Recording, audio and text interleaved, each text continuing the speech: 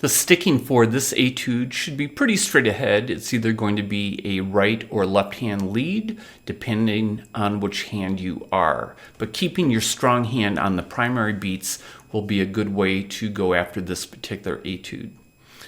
I think one of the interesting aspects of this etude is every roll starts on a beat.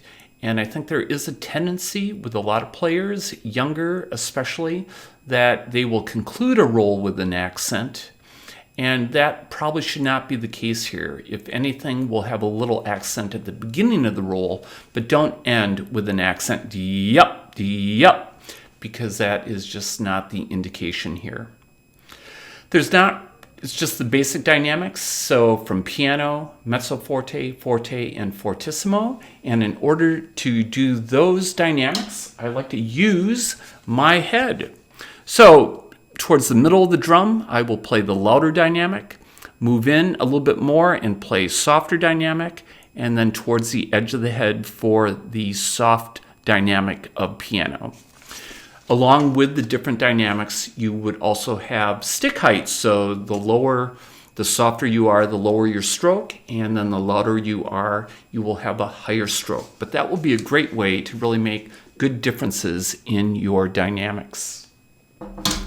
I think there's a good opportunity to do some fun metronome practice here.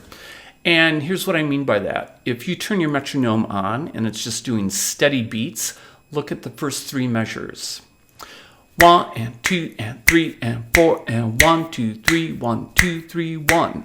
So the metronome can click through the 2, 3, 8 measures, but you just have to be aware that the second click of the 3/8 measures will actually sound on the third eighth note.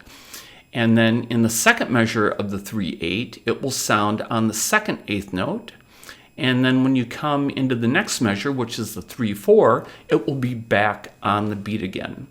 So I've drawn slashes in measures 5, 6, and 7 to show you where the clicks will happen. But I think it's a great way to practice because you're using the metronome first off. And secondly, you're using the metronome then as a guide. It's not really always the beat, it's just marking even time. So I think it's healthy to have this kind of metronome practice, and I would recommend practicing it in that way. At the very conclusion, it says molto retard. In my performance, I chose to do a really big retard, and I would recommend doing the same thing for you. I think the bigger the retard, the better, and it becomes very dramatic, and I think it lets your judge know that you are adhering and interpreting the words on the music. Best of luck in your all-state audition.